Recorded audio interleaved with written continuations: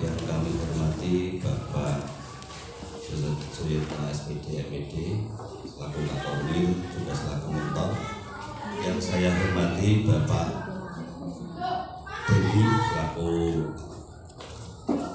yang kami repoti untuk tempat dan waktunya. Yang kami hormati Bapak Kadiana selaku Kajian SPD selaku atasan langsung saya, dan juga Bapak Ibu guru kepala sekolah yang lain yang tidak bisa saya sebut satu persatu, serta teman-teman sejawat yang sama-sama kita berjuang untuk memperbaiki diri kita untuk mengabdi pada masyarakat.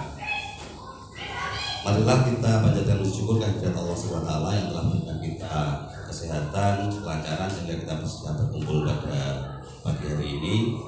Salawat serta salam kita aturkan pada junjungan kita Nabi Muhammad SAW yang kita nantikan syafaatnya besok di yaumul qiyamah. Amin Allahumma amin.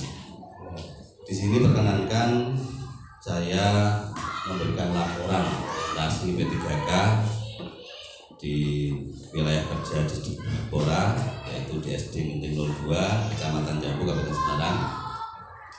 Tentunya perkenankan saya memperkenalkan diri untuk saya. Nama saya Agus Ardianto SPD. Untuk nomor induk P3K saya seperti yang tertera di depan 95 0525 2024 21 16. Untuk tempat tanggal lahir saya di Kabupaten Semarang 25 Mei 1985, alamat saya di Banyuwangi, Desa Kebondan Jambu. Saya bertugas di SD Genting 02 yaitu di Desa Genting sebagai guru pendidikan agama Islam. Bapak dan Ibu sekalian, dari hasil MOC yang saya ikuti selama beberapa hari terakhir ini, dalam paparan-paparan pemateri kita diberikan materi salah satunya yaitu ada visi Kabupaten Semarang. Adapun visi Kabupaten Semarang yaitu bersatu, berdaulat, berkepribadian sejahtera dan mandiri atau disingkat berdikari. Dengan semangat gotong royong berdasarkan Pancasila dalam bingkai negara Kesatuan Republik Indonesia yang berbhinneka tunggal ika. Dalam mencapai tujuan atau mencapai visi, Kabupaten Semarang memiliki cara untuk menggapai tujuan itu. Ada beberapa misi Kabupaten Semarang, kita persingkat.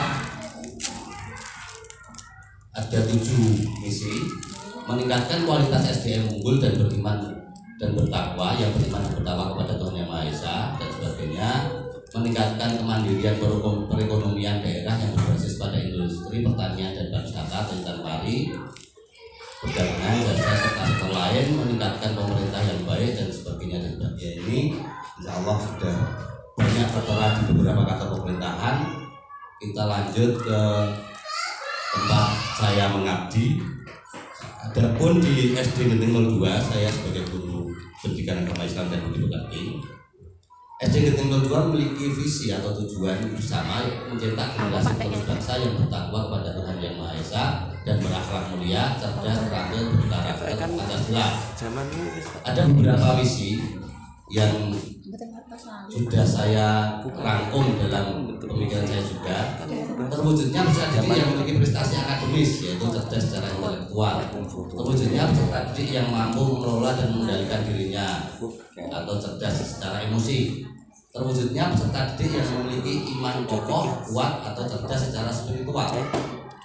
Terwujudnya peserta didik yang mampu menjalin relasi yang sehat, peduli dan penuh persaudaraan dengan diri sendiri dan sesamanya, itu cerdas secara personal dan sosial. Terwujudnya peserta didik yang senantiasa menjalin relasi dengan Tuhan dalam hidupnya, jadi menjalankan amaliyah secara religi. Terwujudnya peserta didik yang mampu terlibat dan melibatkan diri dalam hidup bermasyarakat, kemasyarakatan kecil, lemah, miskin, dan difabel dan dalam cintaannya. Yang terakhir, terwujudnya peserta didik yang mampu terlibat dan melibatkan diri dalam menjaga kelestarian lingkungan hidupnya. Sebagai guru pendidikan agama Islam, tentu saya setelah melihat visi-visi dari KPSD Genting 02, saya membuat sebuah rencana kerja tahunan. Yang pertama, peningkatan kualitas pendidikan agama Islam di SD Genting 02. Yang kedua, pelaksanaan pembiasaan religi bagi siswa muslim di SD Negeri 2 dan pelaksanaan pembiasaan moral bagi seluruh siswa SD Negeri 2. Yang terakhir, peningkatan keterampilan siswa SD Negeri 2. Dari beberapa perkembangan saat ini, saya selaku peserta orientasi memiliki beberapa identifikasi isu yang saya ambil dari SD Negeri 2, yaitu berkurangnya siswa di tahun ajaran 2024 dan 2025 merupakan momentum evaluasi bagi sistem pembelajaran SD Negeri 2, dan saya yakin tidak hanya di SD Negeri 2, masih banyak SD negeri yang lain mungkin yang mengalami ini. Menurut saya harus kita identifikasi kenapa siswa SD negeri itu cenderung menurun. Dan yang kedua, setelah saya identifikasi selama saya ada di SD Negeri 2 selama menjalani ini, merosotnya minat siswa dalam itu lomba-lomba, baik itu lomba secara kesenian, lomba secara olahraga, lomba secara mata pelajaran maupun lomba secara keagamaan. Itu ada pemerosotan minat daripada siswa. Untuk gagasan pemecah isu, terlebih ini pemikiran saya sendiri, nanti mohon bimbingan juga dari Bapak Mentor ataupun masukan dari Bapak Kepala, Bapak Ibu Kepala Sekolah yang lain. Ada gagasan memecah isu, yaitu meningkatkan pembiasaan positif bagi peserta didik sehingga memunculkan rasa memiliki sekolahnya, karena rasa memiliki sekolahnya atau underbelly bagi siswa sekarang sangat minim sekali. Jadi siswa itu cenderung asik dengan dirinya sendiri, tidak ada rasa untuk ikut meningkatkan kualitas daripada sekolahannya yang mereka diami. Berbeda dengan tahun-tahun di mana saya dulu di sekolah dasar itu, kalau sekolahan saya pasti yang terbaik. Itu pemikiran kami terdahulu, tapi sekarang dari beberapa lingkungan sekolahan tidak begitu merasa underbelly atau memiliki. Menambahkan dan mengembangkan ekstrakurikuler di sekolah ini meningkatkan minat daripada anak didik kita agar merasa nyaman dan merasa senang ada di sekolah. Program saya yaitu menyusun pengajuan program pembiasaan SD Negeri 2 yang akan kami ajukan kepada Bapak Kepala Sekolah. Tahapan kegiatan, setelah mengajukan program kegiatan kepada Bapak Kepala SDN Negeri 2, nanti kita membuat jadwal kegiatan-kegiatan, baik kegiatan di dalam sekolah maupun ekstrakurikuler, dan selanjutnya kita akan membuat evaluasi kegiatan pembiasaan, apakah pembiasaan ini sudah tepat di SD Negeri 2 atau belum. Output dari hasil kegiatan pembiasaan berdoa bagi ini beberapa yang sudah berjalan dan nanti akan kita coba untuk memperbaiki lagi, yaitu pembiasaan berdoa bagi sesuai agama dan keyakinannya, yaitu ada, karena di SD Negeri 2 ada siswa yang muslim maupun yang non muslim. Yang muslim kita baca Asmaul Husna, dan yang non muslim nanti dikumpulkan di ruang pembelajaran Katolik untuk berdoa didampingi oleh guru Katolik. Pembiasaan sholat duha di kelas atas nanti kita akan menekankan lagi untuk pembiasaan sholat duha ini agar anak-anak juga menjadi terbiasa untuk menjalankan ibadah sholat bagi yang muslim. Kegiatan kerja bakti setiap hari Jumat, kan hari Jumat di SD Negeri 2 ada kegiatan olahraga, nanti kita tambah dengan kerja bakti untuk membersihkan lingkungan, karena kebetulan SD Negeri 2 itu berhadapan dengan lapangan sepak bola yang kemungkinan besar terkadang bukan kita yang beraktivitas, tapi aktivitas masyarakat yang membuat sampah di depan sekolah. Nanti kita pusatkan setiap hari Jumat untuk pembiasaan lingkungan sekolah. Yang terakhir, pembiasaan salaman kepada Bapak Ibu guru dan teman sekelas. Nah ini kalau siswa kepada Bapak guru sudah sering, tapi saya akan mencoba untuk agar rasa kesetiakawanannya lebih dekat, kita mencoba membiasakan antar siswa juga bersalam-salaman, baik itu ketika berangkat sekolah maupun pulang sekolah, karena saya sebagai guru agama sering menemukan beberapa gesekan antar siswa yang terkadang berhari-hari tidak pulih-pulih. Misalnya gara-gara nilai tidak mengeruti pensil rusak, nah itu nanti siswa agar tidak berkelanjutan untuk purian, nanti kita ajarkan untuk tiap pulang kita ajak untuk bersalam-salaman agar saling memaafkan.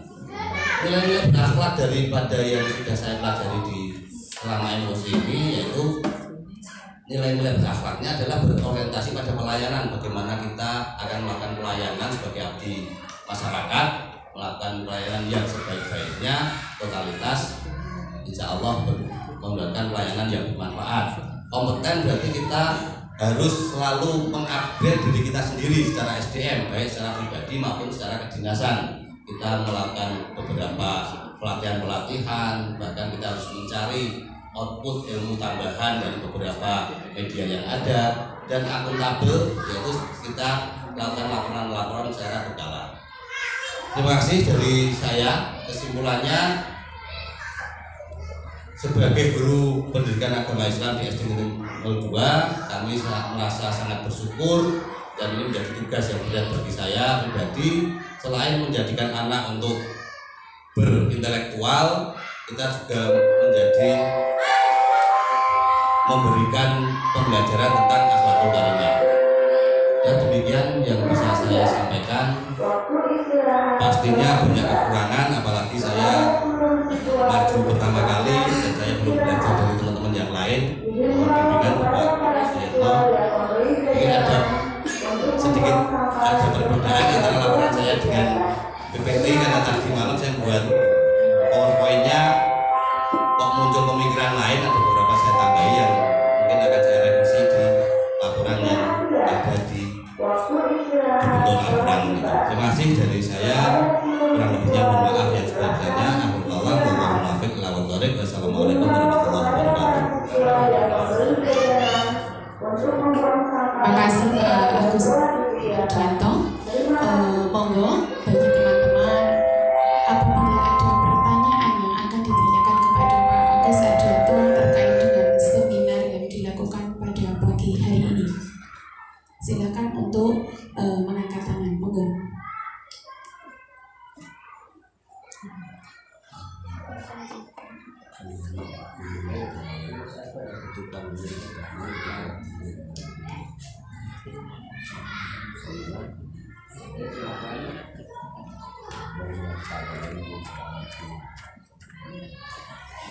Saya Pak.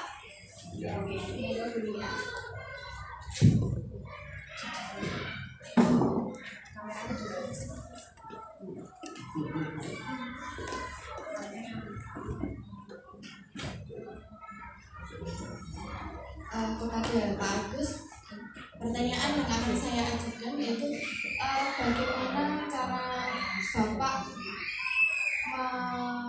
memberikan atau memberikan bimbingan kepada siswa untuk mencapai bimbingan yang seperti apa?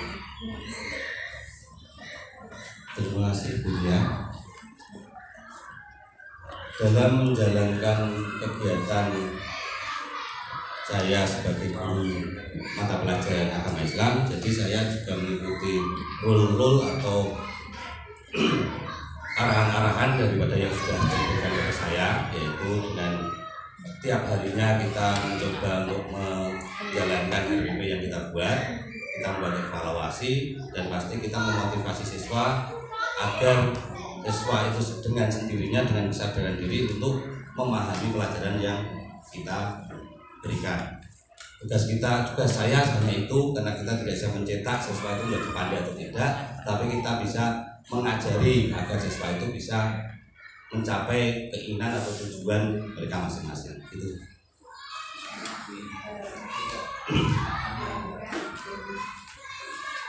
Lanjutkan dengan pertanyaan saya nih Bapak.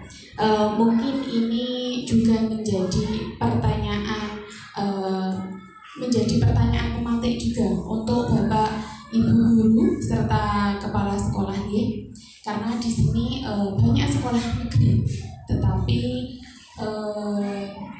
banyak persaingan secara tidak kasat mata untuk PPDB, penerimaan peserta didik baru antara sekolah swasta dengan sekolah negeri.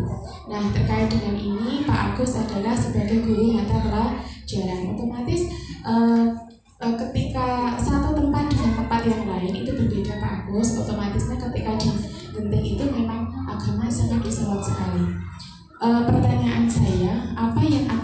dilakukan oleh Pak Agus sebagai guru agama Islam untuk menarik simpati atau menarik minat masyarakat terhadap sekolah negeri sehingga menyekolahkan putra-putrinya untuk sekolah di SD Negeri Genting 2. Terima kasih. Terima kasih Bu Eka atas pertanyaannya. Setelah saya beberapa kali mengamati untuk sekolah negeri khususnya, itu menurut saya itu sekolahan turun-temurun Bu, Bapak dan Ibu Guru. Jadi kalau bayi saya itu sekolah di SD Kebedalam 2, bapak saya SD Kebedalam 2, saya pun sekolahnya di SD Kebedalam 2 karena mungkin wilayahnya dekat. Terus walaupun ada tetangga saya yang SD Kebedalam 1, itu saya pelajari ya mbah-mbahnya itu pasti ke sana. Nah, maksudnya ketika saya punya anak pasti saya sekolahkan di SD Kebedalam 2. Itu secara normatifnya seperti itu. Karena saya mengalami itu sendiri. Jadi kalau untuk ini ada beberapa pembahasan bagi saya. Kalau misalkan SD Genting 02, kalau kerajaannya adalah usia kelas 1-nya sedikit, pasti minimal mengurangi penerimaan siswa anak kelas 1. Itu poin yang satu. Poin yang kedua memang secara kualitas. Masyarakat memang akan membandingkan beberapa kualitas SD itu baik secara prestasi sekolah dasar tersebut maupun ada prestasi secara religi. Namun sebagai SD negeri, kalau saya mendorong justru SD negeri itu memberikan dorongan pembelajaran pada masyarakat bahwa SD yang toleran adalah SD negeri. Dan ini yang menjadi tujuan saya. Saya juga secara sebagai guru agama Islam, saya juga mendorong agar anak-anak SD negeri Genting 2 itu memperoleh prestasi di bidang keagamaan. Namun saya juga mendorong guru Katolik yang ada di SD Genting 02 ini juga memberikan pelayanan sebaik-baiknya sehingga SD negeri ini menjadi tolak ukur toleransi daripada kehidupan bermasyarakat. Itu yang bisa saya sampaikan. Juga kita melakukan pembiasaan yang positif secara moral. Terima kasih, Bu. Jawabannya Pak Agus. Dua pertanyaan cepat Pak. Oke. Terima kasih Pak Agus. Sudah